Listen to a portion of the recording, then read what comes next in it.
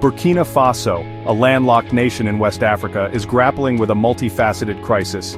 Years of political instability have created fertile ground for violence and lawlessness.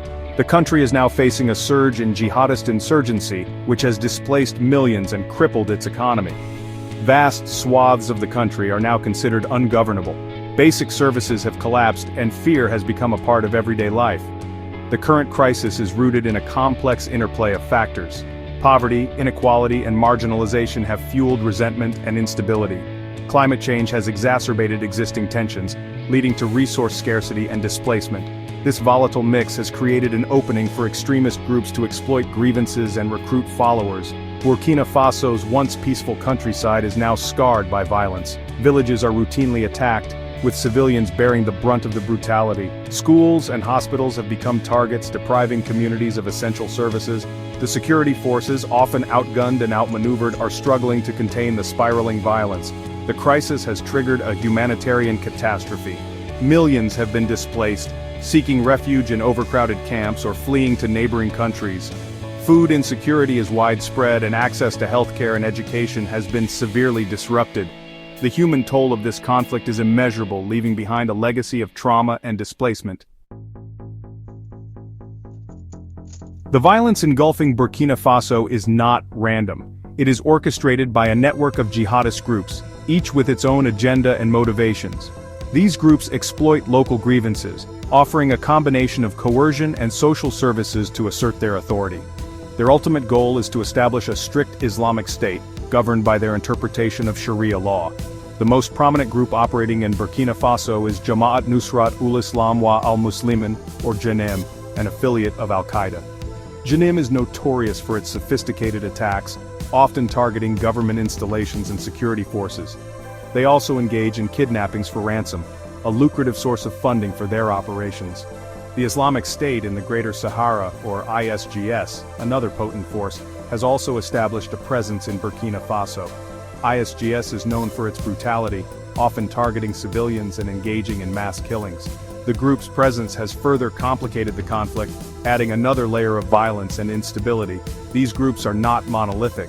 They are often fragmented, with shifting alliances and rivalries.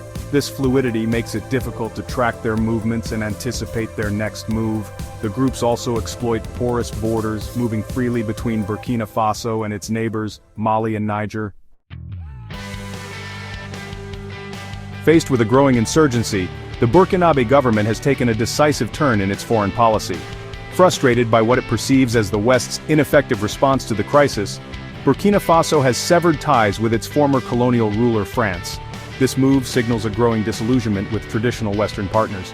Instead, Burkina Faso has sought alliances with countries like Russia, which has positioned itself as a more reliable partner in the fight against terrorism. This shift has been accompanied by the arrival of the Wagner Group, a private military company with close ties to the Kremlin. The Wagner Group's presence in Burkina Faso has sparked controversy.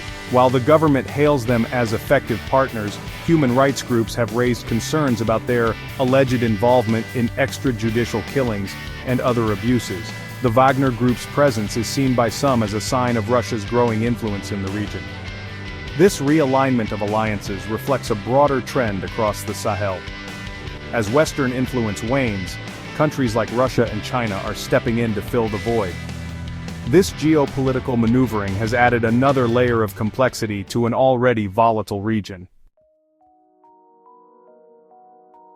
As the Burkinabe government struggles to contain the insurgency, it has increasingly relied on civilian defense forces, known as Volunteers for the Defense of the Homeland, or VDP. These volunteers, often poorly trained and equipped, are seen as a crucial line of defense against the jihadists.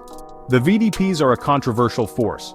While they are seen by some as patriotic citizens defending their communities, others view them as proxy fighters, fueling a cycle of violence and revenge. There have been credible reports of human rights abuses committed by VDP members, further blurring the lines between civilians and combatants. The use of civilian defense forces raises complex questions about the nature of warfare in the 21st century. As traditional armies struggle to adapt to asymmetric threats, governments are increasingly turning to irregular forces. This trend has dangerous implications, potentially leading to a proliferation of armed groups and a breakdown of accountability. The VDPs highlight the challenges of fighting an enemy that thrives on chaos and instability. By arming civilians, the government risks fueling a cycle of violence that is difficult to control. This approach also raises concerns about the protection of civilians, who are often caught in the crossfire. Section 5. Echoes of Atrocities: Untangling the Web of Human Rights Abuses in Burkina Faso. The conflict in Burkina Faso is marred by horrific human rights abuses. Both the jihadist groups and government forces have been implicated in atrocities, terrorizing civilians and fueling a climate of impunity. This cycle of violence has left deep scars on the social fabric of the nation. Jihadist groups are notorious for their brutality. They have carried out massacres, often targeting specific ethnic or religious groups. They have also engaged in widespread sexual violence, using it as a weapon of war to terrorize and displace communities. Their reign of terror has forced thousands to flee their homes, creating a humanitarian crisis. Government forces have also been accused of grave human rights violations. There have been credible reports of extrajudicial killings, enforced disappearances, and torture by security forces. These abuses are often carried out in the name of counterterrorism, creating a climate of fear and impunity. The use of civilian defense forces has further complicated the situation. These groups, often operating with little oversight, have been implicated in summary executions and other abuses. The lack of accountability for these crimes has fueled a cycle of violence and revenge. Section 6. A Global Blind Eye: The international community's failure to act in Burkina Faso. The crisis in Burkina Faso is unfolding against a backdrop of global indifference. Despite the alarming scale of violence and human suffering, the international community has failed to mount a coordinated and effective response. This lack of attention has allowed the crisis to fester, with devastating consequences. The African Union and regional blocs have issued condemnations and calls for dialogue, but these have largely gone unheeded. The United Nations has a peacekeeping force in Mali, but its mandate is limited, and it has been criticized for its ineffectiveness in protecting civilians. Western powers, preoccupied with other crises, have shown little appetite for a more robust intervention. While they provide some humanitarian aid, this pales in comparison to the scale of the crisis. The lack of political will to address the root causes of the conflict has allowed it to metastasize. This inaction has had real-world consequences. The violence continues unabated, displacing millions and plunging the country deeper into chaos. The humanitarian crisis is worsening by the day, with limited access to food, water, and medical care. Section 7. Beyond the Battlefield: Exploring Avenues for Dialogue and Peace in Burkina Faso. While the situation in Burkina Faso appears bleak, there are glimmers of hope.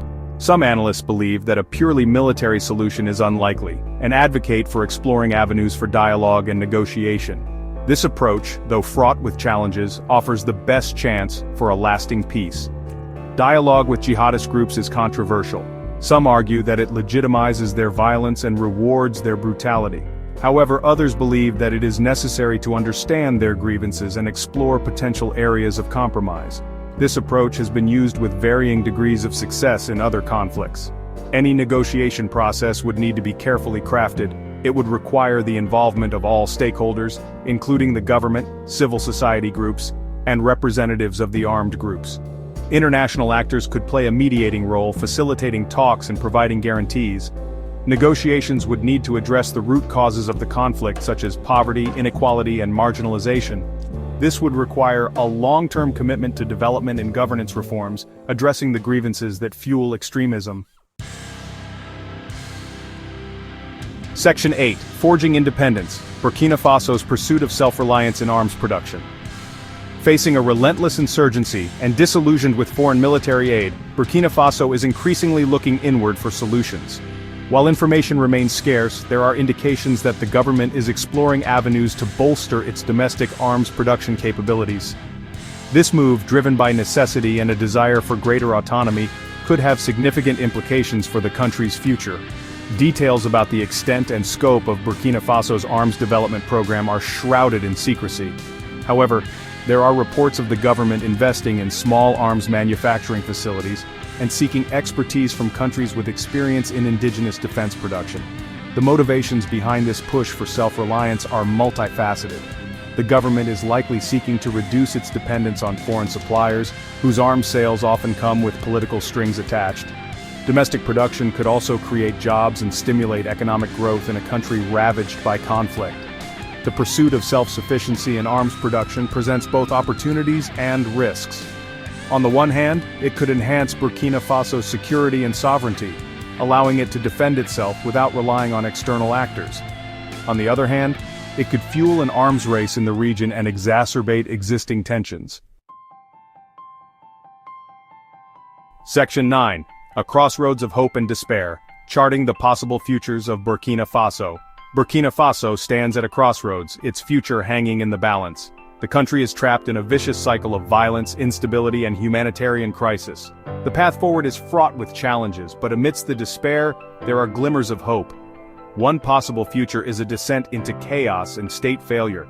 If the insurgency continues to spread unchecked, it could overwhelm the government's capacity to govern. This could lead to a breakdown of law and order, creating a vacuum for extremist groups to flourish. Another scenario is a protracted stalemate, with neither the government nor the insurgents able to achieve a decisive victory. This would prolong the suffering of the Burkinabe people, trapping them in a cycle of violence and displacement for years to come. However, there is also a path towards peace and stability. This would require a concerted effort by all stakeholders, both within Burkina Faso and internationally. It would involve addressing the root causes of the conflict, pursuing dialogue and reconciliation, and investing in long-term development. The choices made today will determine the fate of Burkina Faso. The international community cannot afford to stand idly by as this tragedy unfolds. The time for action is now.